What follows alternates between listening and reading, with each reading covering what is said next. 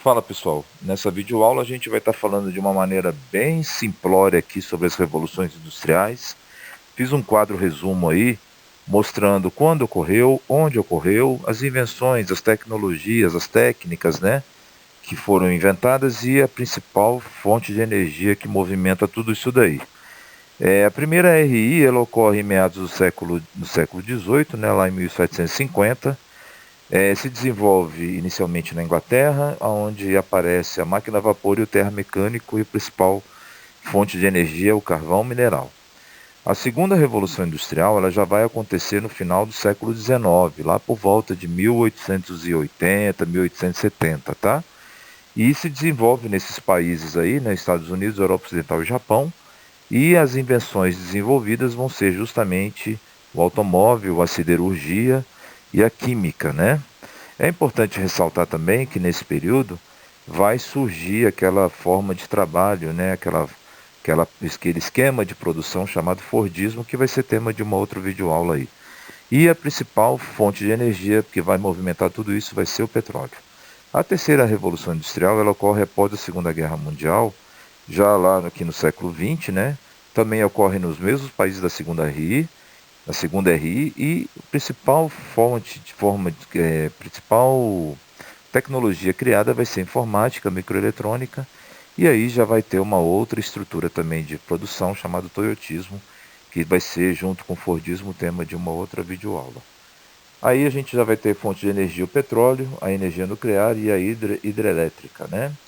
Gente, é importante lembrar com relação, quando a gente fala de revoluções industriais, e o tema que a gente vai estar tratando sobre a desigualdade no comércio internacional, é importante que você saiba qual é o conceito de divisão social do trabalho. Divisão social do trabalho, papel de cada pessoa na economia, tá? Cada um de nós tem um dom que vai fazer com que a gente desenvolva um trabalho, a gente atue numa área da economia. A divisão internacional do trabalho, ela já é muito trabalhada também junto com a divisão social do trabalho na história, né? Principalmente nas lutas de classe com relação à divisão social do trabalho. E a divisão internacional do trabalho, ela entra na história naquela parte do colonialismo, do imperialismo, do papel das colônias e as metrópoles, né? Atualmente, na geografia, a divisão internacional do trabalho, a gente vai estar falando justamente do papel de cada país nessa economia globalizada, tá? E aí eu coloquei aí do lado uma charge aí que mostra justamente o norte, né? Que é justamente no norte do planeta onde se concentram os países com maior industrialização, sede de transnacionais, sede de multinacionais, enquanto que o sul é esse que está vestido aí com uma roupinha mais simples, né? E que está mostrando aí uma área de exploração de petróleo, trigo, soja, uma produção de alimentos, né? Ou seja, é justamente essa parte que tem a ver com a divisão internacional do trabalho. Bom, quando a gente fala dessas revoluções industriais, gente, a primeira RI, ela vai ser justamente a que vai começar a moldar essa sociedade urbana industrial, né? A característica dessa sociedade urbana industrial na primeira revolução industrial, ela se caracteriza principalmente através do êxodo rural. Ou seja, as pessoas que trabalhavam no campo, elas vão ser obrigadas a migrar para a cidade, isso lá na Inglaterra, vai ter alguns tratados do Estado obrigando as pessoas a irem para cidades, né? E deixando as terras livres para se criar ovelhas, para atender essas indústrias. E o êxodo rural, inicialmente, ele começa esse processo de crescimento urbano, né? E posteriormente de urbanização. É importante lembrar, gente, que essa sociedade urbana industrial que nós vivemos e que desde a primeira revolução, durante as revoluções industriais, ela se mostra, ela tem como característica importante a subordinação da agricultura à indústria.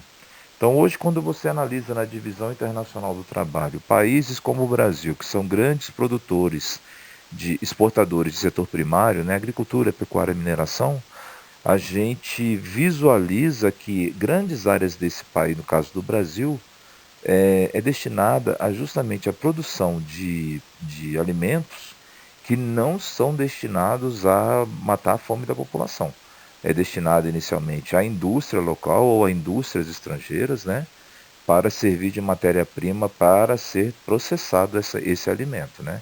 Então, por exemplo, você tem um grande latifúndio monocultor de milho.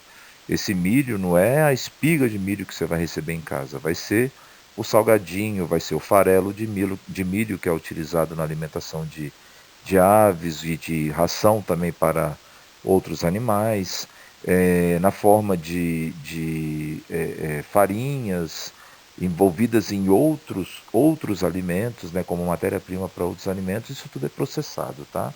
Então é importante lembrar que uma das características dessa sociedade urbana industrial é justamente esse êxodo rural que vai ser feita a transição do campo para a cidade, né? E justamente no campo, no setor primário, a subordinação dele à indústria.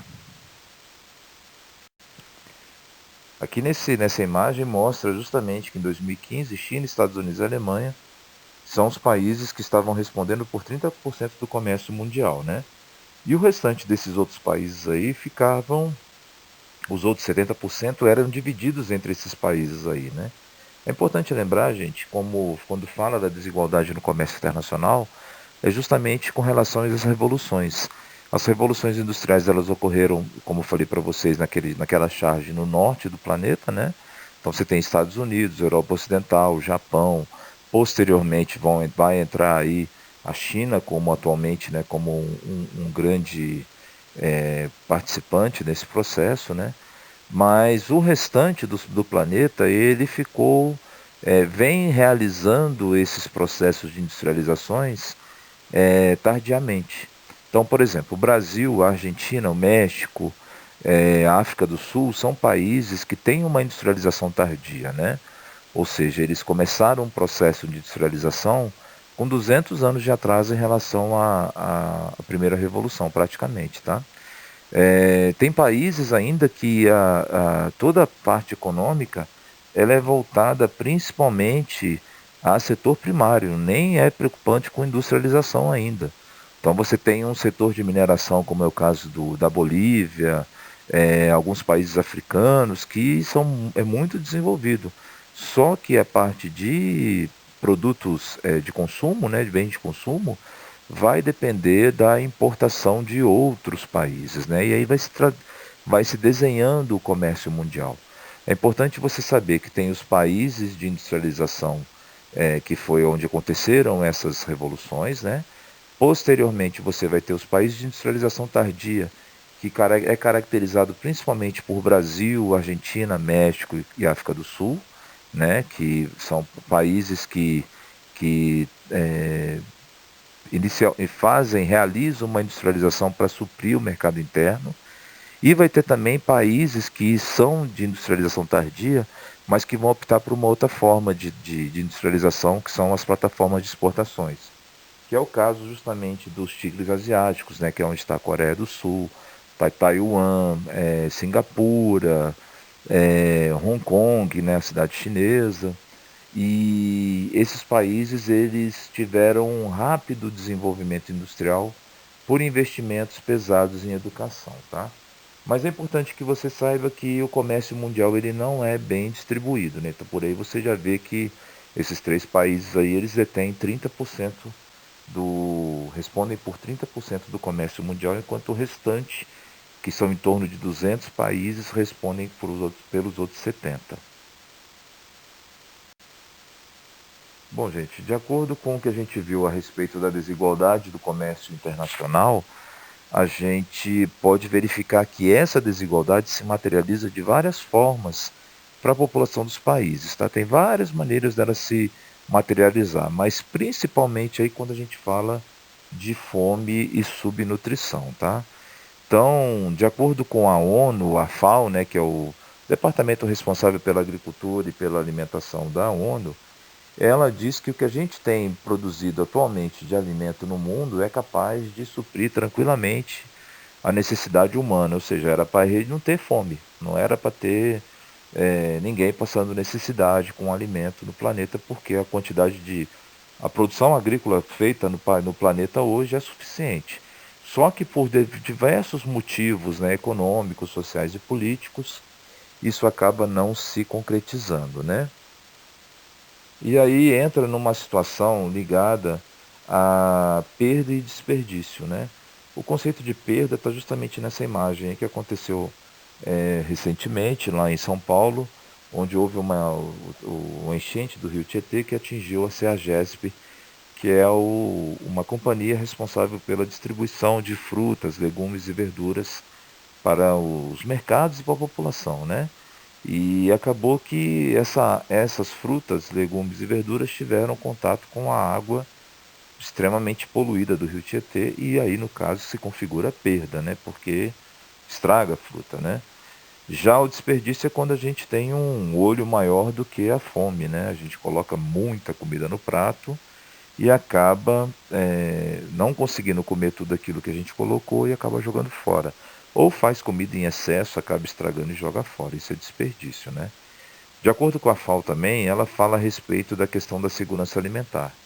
Quando 20% da população de um local ela está sofrendo com extrema escassez de alimentos e mais de 2 pessoas morrem por dia, e a desnutrição aguda afeta mais de 30% da população, a gente tem um alerta nessa segurança alimentar, né? Então é um problema aí que pode gerar com relação a isso, tá? É uma questão que eu coloco aqui para vocês pensarem um pouco, é justamente a questão da obesidade e da desnutrição, né? Então, assim, tem algumas pessoas que têm, por algum problema de endócrino, né? Algumas parte hormonal desregulada, alguma coisa assim, que a pessoa acaba tendo uma obesidade mesmo, né? Mas a sociedade atual ela vem apresentando índices de obesidade, tanto adultos quanto infantil, mais por causa mesmo de uma desnutrição mesmo, ou seja, uma alimentação feita de forma incorreta, né? E isso acaba também gerando um problema aí para a gente analisar, tá? Bom, pessoal, qualquer dúvida que tiver, qualquer dificuldade que tiver, é só escrever, tá? Aqui está uma forma bem resumida aí sobre esses assuntos, né? Que é justamente das revoluções industriais, da sociedade urbana industrial, né? A questão da desigualdade do comércio mundial atualmente, a parte da perda e escassez de alimentos, bem como a questão de fome, subnutrição e desnutrição. E qualquer dificuldade que tiver, escreva e bons estudos, viu? Até loguinho pra vocês. Até loguinho.